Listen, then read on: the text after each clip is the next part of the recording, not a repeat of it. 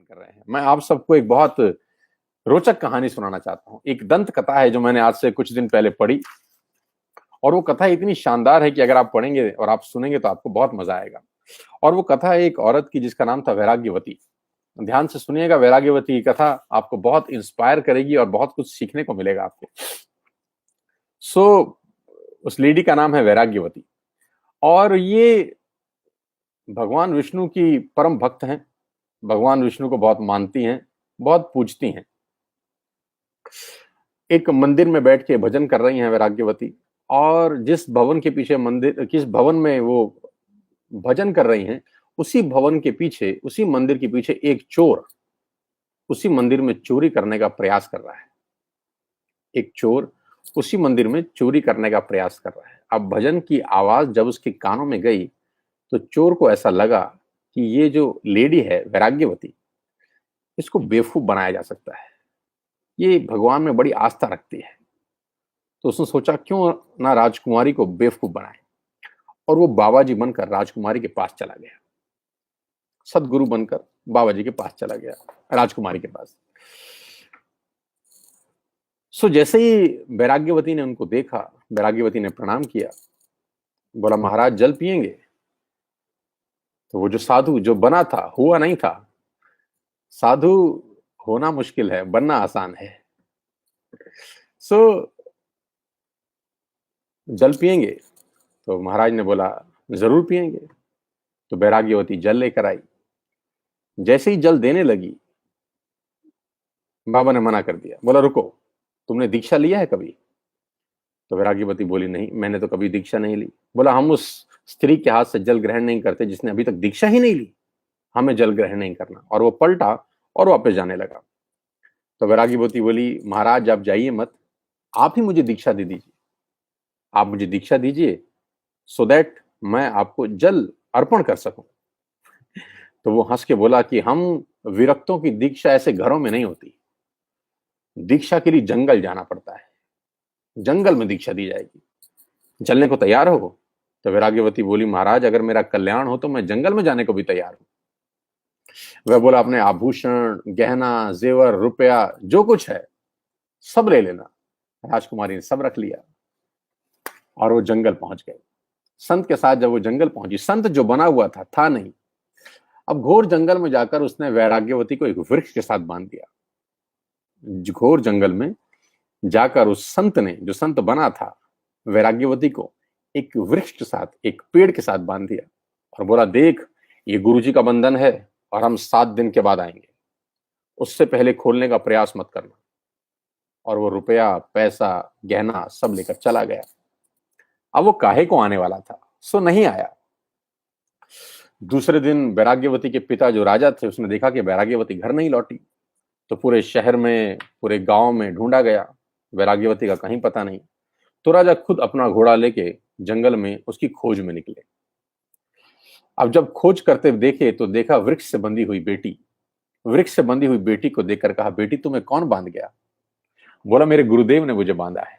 तो राजा बोला पगली, गुरु ऐसा नहीं करते, कोई छगन वेशधारी तुझे मूर्ख बना गया है, आ मैं तुझे खोल दूं, आ घर चले। वैराग्यवती ने कहा नहीं पिताजी, आपको प्रणाम है, पर गुरुजी का बांधा हुआ बंधन नहीं खोल सकती। राजा ने बहुत समझाया पर वैराग्यवती नहीं मानी। राजा चला गया। 2 दिन हो गए, बंधी रही। अब भगवान की भक्त थी। कहते हैं भगवान नारायण का सिंहासन डोलने लगा। भगवान ने नारद जी को कहा कि जाकर पता लगाओ कि दिक्कत क्या है। अब नारद जी नारायण नारायण करते हुए वहां पहुंचे जहां वैराग्यवती को पेड़ से बांधा गया था। बेटी मैं तुम्हें बंधन से मुक्त कर देता हूं, मुझे जानती हो? वैराग्यवती ने कहा हाँ, आप देवर्षि नारद हैं, मैं आपको प्रणाम करती हूँ।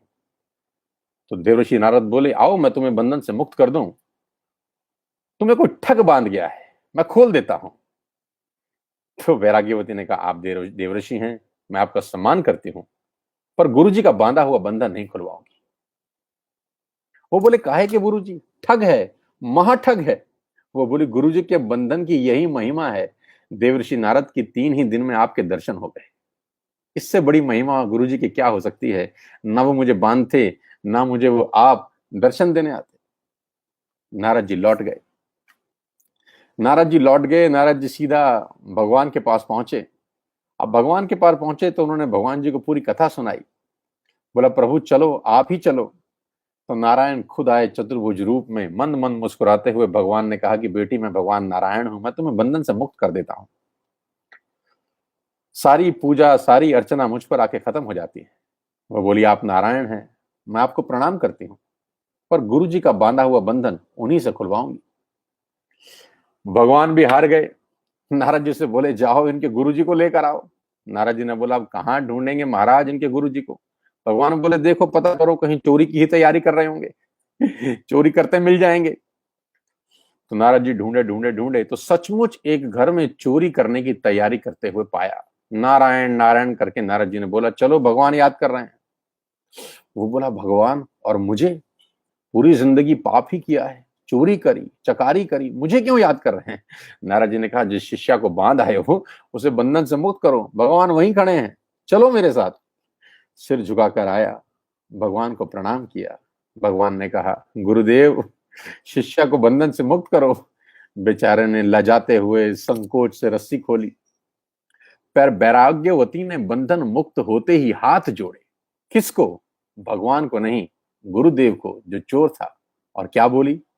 गुरु गोविंद दो ही खड़े, काके लागू पांव। गुरु गोविंद दो ही खड़े, काके लागू पांव। बलिहारी गुरु आपनो, गोविंद दियो मिलाए। क्या आपकी बलिहारी जानती हूं? आपकी वजह से गुरु के दर्शन हुए। आप ना होते तो गुरु के दर्शन कैसे होते? आस्था, मैं बोलता हूं दोस्त, आस्था, सच्ची आस्था हो। अगर सच्ची आस्था हो, गुरुदेव के प्रति सच्ची आस्था हो, गुरु कैसा भी हो, गुरुदेव के प्रति सच्ची आस्था जीवन में क्या चमत्कार नहीं करती। गुरु जरूरी है। भगवान कृष्ण ने गुरु बनाए। भगवान कृष्ण अपने आप में सार्वभौम गुरु हैं। सांदीपनि ऋषि उनके गुरु हैं। भगवान राम ने गुरु बनाए। गुरु वशिष्ठ भगवान राम के गुरु हैं। हनुमान जी ने गुरु बनाए। सूर्य भगवान हनुमान जी के गुरु हैं। एक हम ही हैं जो गुरु ना बनाए। सबको गुरु की आवश्यकता है, गुरु के बिना गति नहीं होती।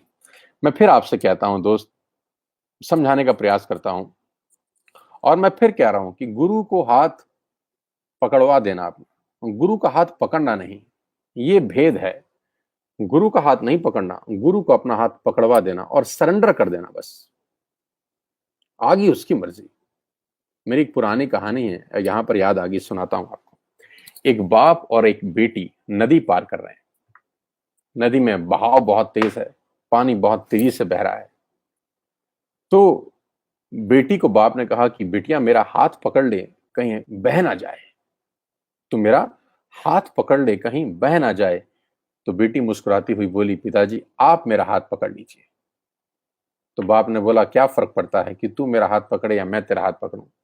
बेटी ने बोला फर्क पड़ता है पिताजी, मैंने आपका हाथ पकड़ा और बहाव हुआ तो पूरी संभावना है कि मैं हाथ छोड़ दूंगी, लेकिन आपने मेरा हाथ पकड़ा तो कितना भी पानी बहे, कितना भी तेज धारा हो, आप मेरा हाथ कभी नहीं छोड़ेंगे।